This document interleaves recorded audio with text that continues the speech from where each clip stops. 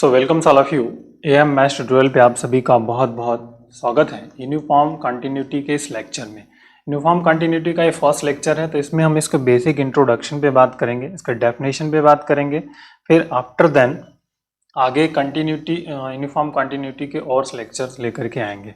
तो सबसे पहले इसके डेफिनेशन पे बात कर लेते हैं। जनरली हम यूसी से इसको लिखते हैं यूनिफॉर्म कंटिन्यूटी।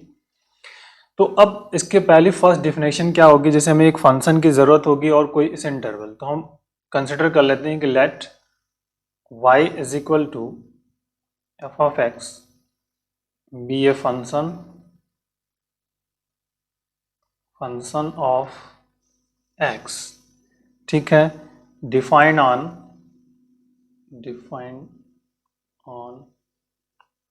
इंटरवल i, ठीक है, ब्रैकेट में ओपन और क्लोज्ड, ठीक। Then fx is said to be uniform continuity या यूनिफॉर्म कंटिन्यूअस ऑन i, ठीक है, uniform continuous if for every i, if for every, ठीक, every epsilon greater than 0 there exists delta greater than 0 such that f of x1 minus f of x2 less than epsilon। ये आप ध्यान यहाँ पर रखिएगा, the f x one minus f x two less than epsilon for all x1 x2 belongs to i, ठीक, या and mod of x1 minus x2 less than delta. ये तो इसकी बेसिक डेफिनेशंस हो गई। अब यहाँ पर जो नोट करने वाला पॉइंट है हमारा, जो नोट हम करेंगे, जो डेल्टा है, दिस इज द ओनली जो है depend only epsilon,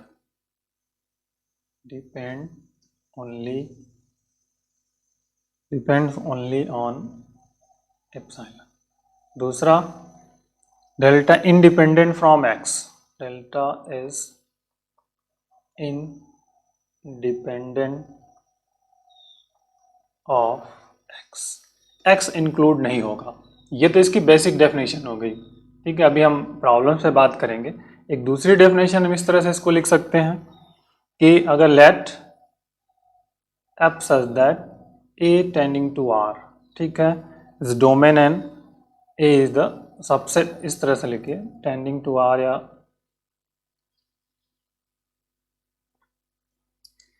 A is subset भी रहेगा इसका, इस तरह से आप लिख लीजिए तो इज बेटर है, ठीक है। And be real valued function,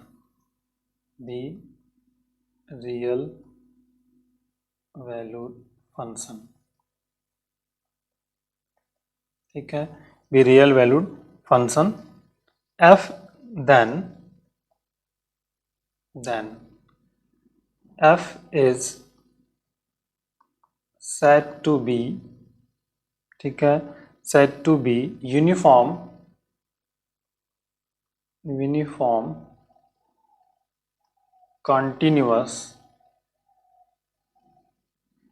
continuous on A, ठीक, on A if for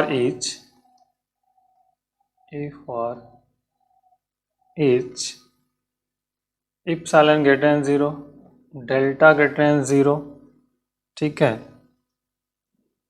such that जो f of x minus f of y, ठीक है, इज लेस देन epsilon, ठीक, वेन एवर, या ठीक, वेन एवर से जो आपका है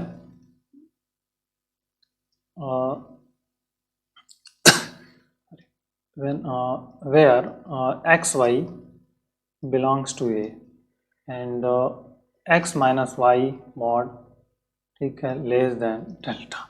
ये चीज़ें आप यहाँ पर ध्यान रखेंगे। तो इस तरह से भी डिफिनेशन कर सकते हैं, आप दैट ए सबसेट आ रहा, मतलब ए के सभी एलिमेंट आर में इसमें होने चाहिए, ये ध्यान रखिएगा आप, that is important. With a real valued function then the f is said to be uniform continuous या uniform continuity on if for each delta greater than such that this is।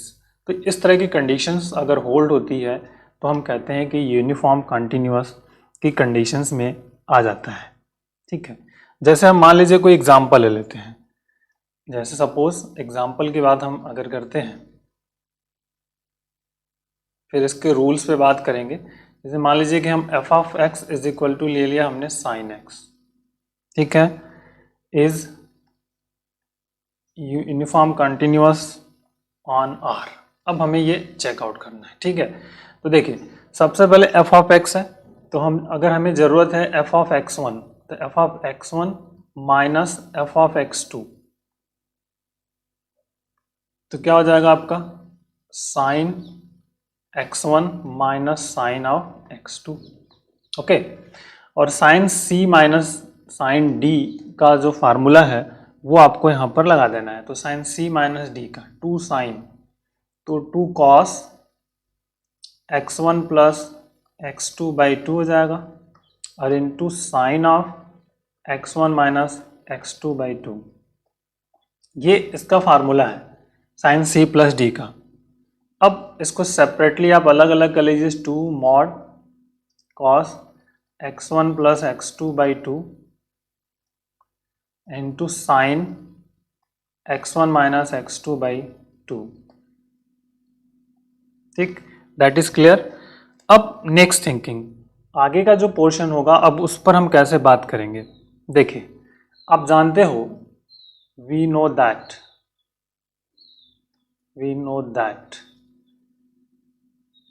Cos of X जो होता है, इसकी values जो अगर हम कहें तो less than or equal to one, तो cos x one plus x two by two जो होगा आपका, ठीक है, मॉड है ये।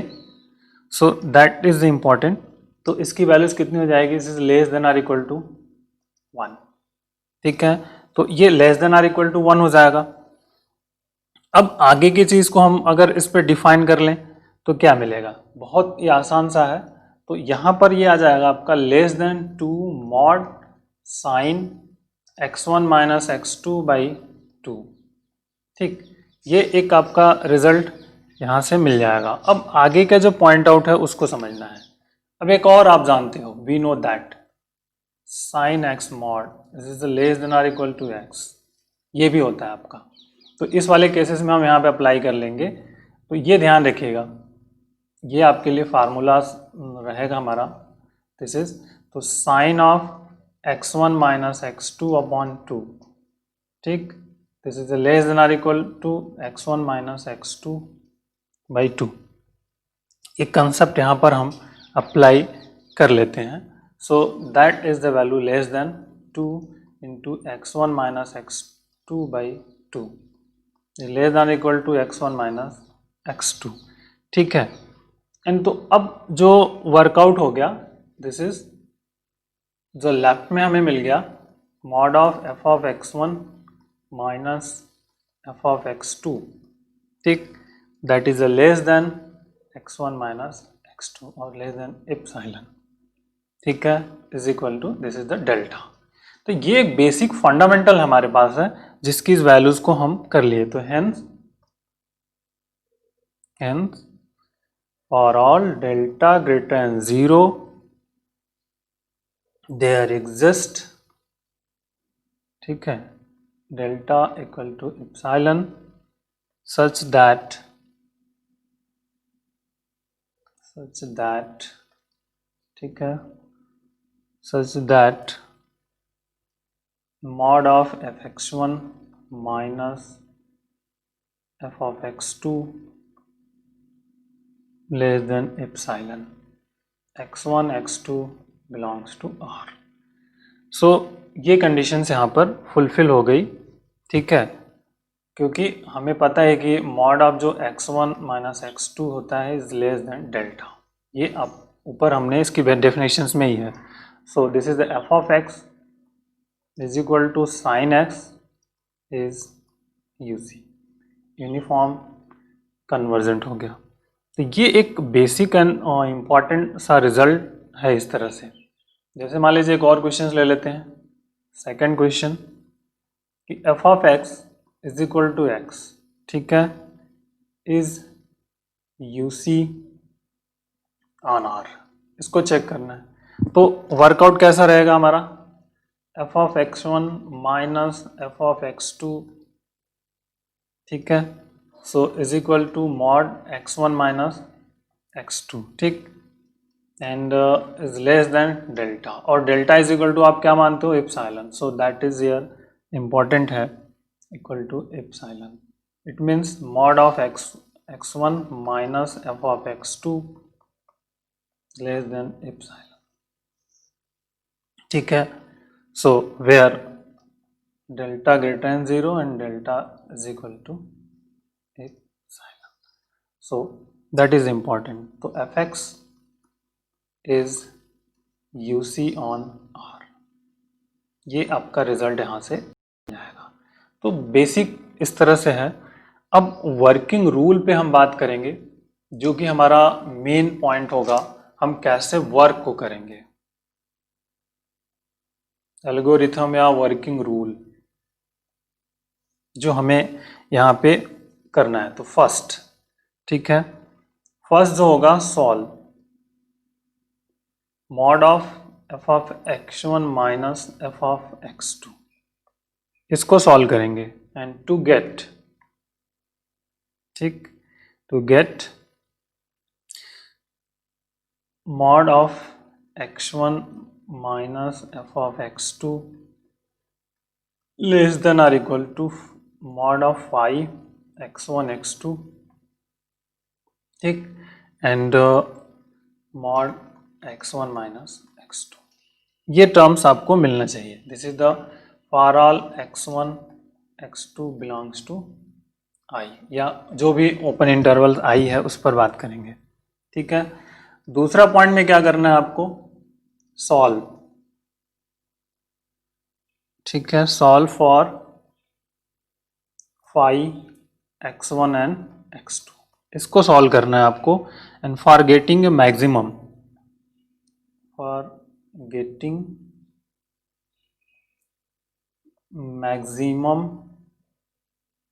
maximum of five x one x two, ठीक है. इसकी मैक्सिमम वैल्यू को फाइंड करना है. सो लेट एज्यूम कर लेते हैं हम कि जो हम इसकी मैक्सिमम वैल्यू है फाइव एक्स वन और एक्स टू की, जो maximum value is less than or equal to M है, ठीक. That is the maximum value of this. मतलब हम कह सकते हैं कि दो इसकी है वैल्यू, मैक्सिमम वैल्यू जो हमारे पास है less than or equal to M होगी, जो कि x one x two belongs to करेगा I. X one and x two belongs to I. Okay. अब देखिए इस वैल्यूज को हम यहां पे रख देते हैं. दिस इज द वन मान लीजिए. From one f of x one minus F of x two, ठीक, less than or equal to M and mod of x one minus x two. Okay, ये वैल्यूज निकल जाएगी. अब क्या करेंगे आगे, जो समझना है उस पर हमें बात करनी है. सो अब हम थर्ड पॉइंट में आएंगे, ठीक है. Take delta is equal to epsilon upon M. इस वैल्यूज को हम कंसिडर करेंगे. ध्यान रखिएगा, डेल्टा इज इक्वल टू हम क्या मानेंगे?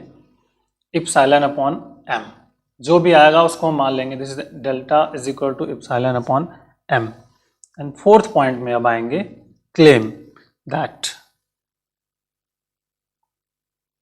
claim that ठीक, claim that for all epsilon greater than 0 and epsilon greater than 0 there exist delta is equal to epsilon upon m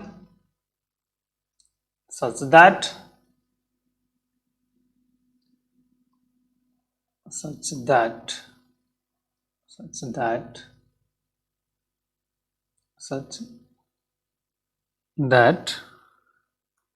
mod of fx1 minus x2, ठीक है, less than epsilon.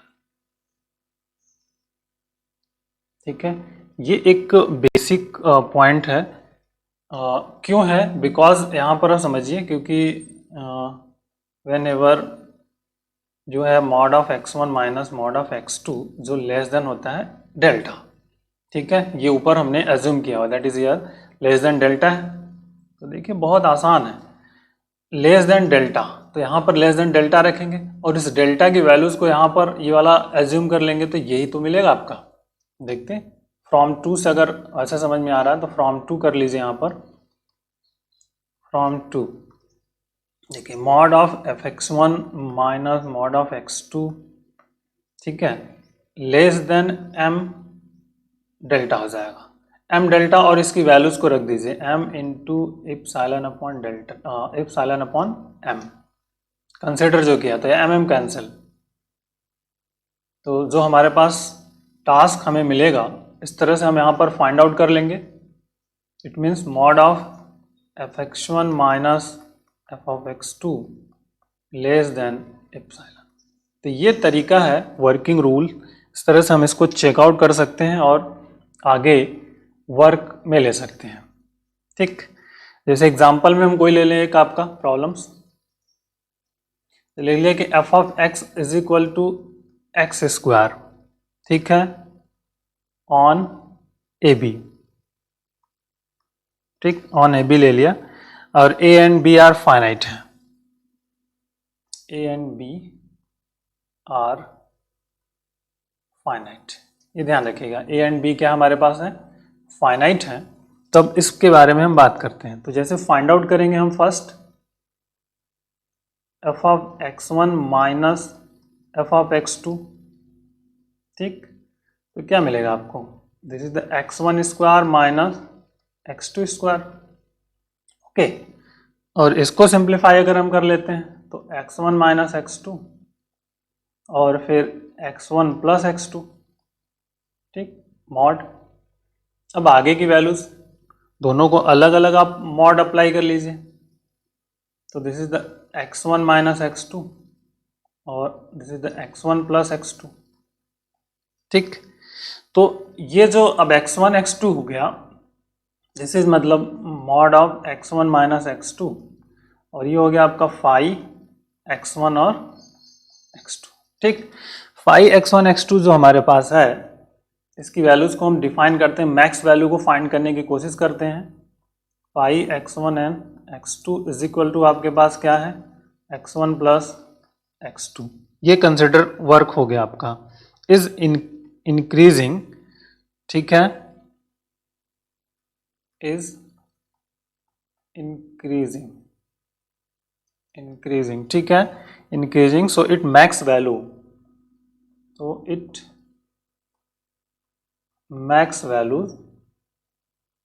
B, ठीक है, max value क्या होगी इसकी, B, समझ रहे हैं आप, मैक्स वैल्यू आपकी इसकी बी हो जाएगी।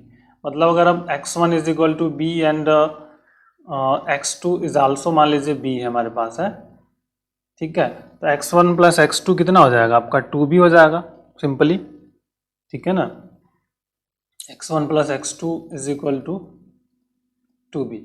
ये एक क्राइटेरियाज आपका यहाँ से हो जाएगा। तो फ्रॉम वन क्या हो जाएगा आपका, f of x1 minus f of x2 is here, ठीक है, is equal to 2b mod x1 minus x2, ठीक, मैक्स वैल्यूज की बात हो गई अब यहाँ पर।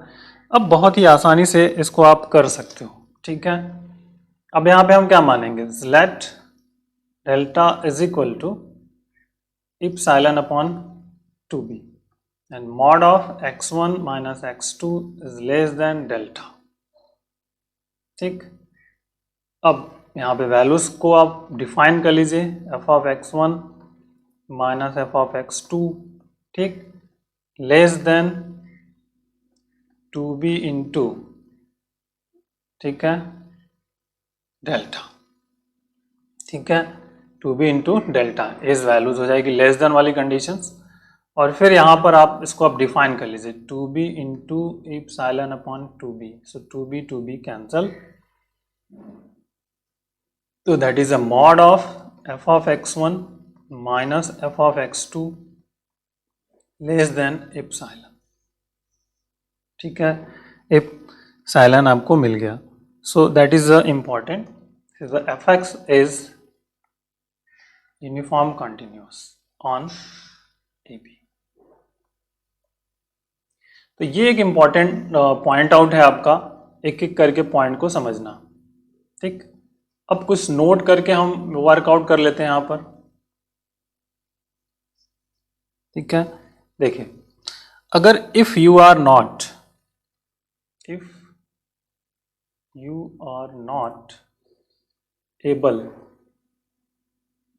able to find max value of phi x1 x2, ठीक है, then does not claim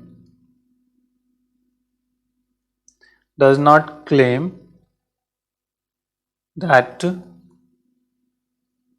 fx is not uniform continuous या यूनिफॉर्म। तो ये ध्यान रखिएगा, बहुत इंपॉर्टेंट है कि आप अगर इस वैल्यूज को फाइंड, मैक्स वैल्यू हम इसको नहीं फाइंड कर सकते तो हम इस मेथड से इसको क्लेम नहीं कर सकते। तो ये ध्यान रखिएगा आप, पाई जो हमारा है x1 x2, ठीक है, if you are not able to find max value of pi x1 x2 then does not claim that कि fx इज नॉट यूसी। ये एक बहुत इम्पॉर्टेंट सा रिजल्ट है जिसको कि आपको याद रखना होगा, क्योंकि बहुत है इम्पॉर्टेंट, इसी पर हमें आगे के पॉइंट ऑफ व्यू को समझना होगा। ठीक है, तो ये बहुत इम्पॉर्टेंट रहेगा आपका टास्क। जैसे अगर हम कह दें, ऊपर वाले इक्वेशंस को ले लें कि fx इज इक्वल टू जो हमारे पास है एक्स स्क्वायर ऑन आर कर दिया है अब, ठीक है, देन अब जो है ना इस केसेस में यहां पर क्या होगा कि अगर आप fx1 मान फाइंड भी करते हैं, fx1 minus f of x2 you can find now here, तो क्या मिलेगा आपको, x1 square minus x2 square imply that x1 minus x2 and x1 plus x2, okay, mod x1 minus x2 mod x1 plus x2, ठीक, तो phi x1 and x2 is what, x1 plus x2, ठीक है, but here we are unable to find, देखिए here we are unable, ठीक है, unable to find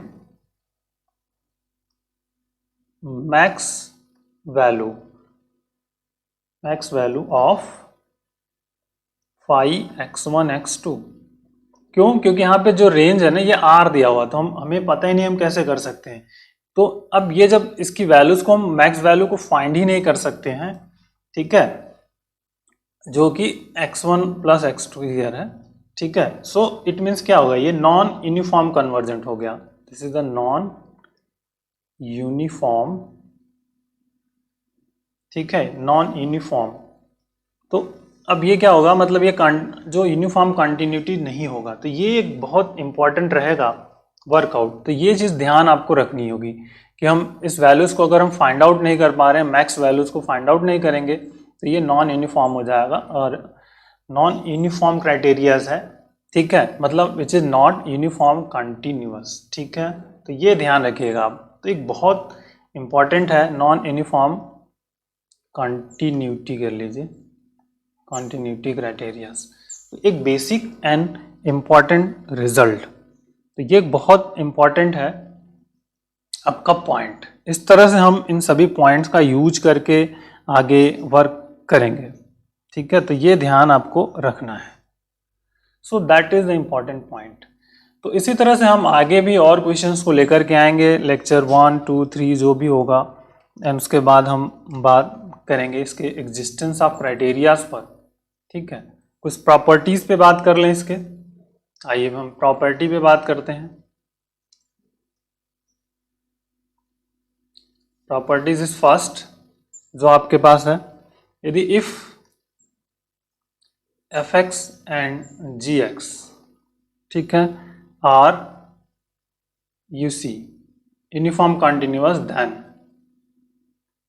F x plus minus g x, ठीक, is U C, uniform continuous हो जाएगा। दूसरा, if f x and g x are U C, then f जो composite function है is U C. ठीक, ध्यान रखिएगा, बहुत इंपॉर्टेंट है। तीसरा, f x into g x, ठीक, may not be U C,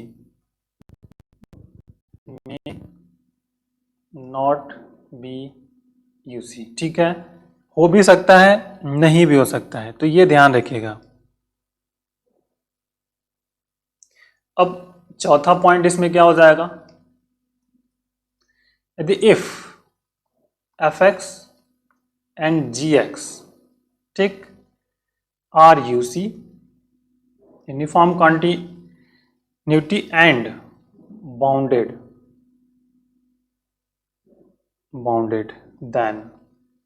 then f x into g x is U C. ठीक है, तो एक इंपॉर्टेंट सा रिजल्ट, तो इस तरह से हम यूनिफॉर्म कंटिन्यूटी पर क्लेम कर सकते हैं। यूनिफॉर्म कंटिन्यूटीज का जो टॉपिक है हमारा इस तरह से वर्कआउट में हो सकता है। सो that is the important point.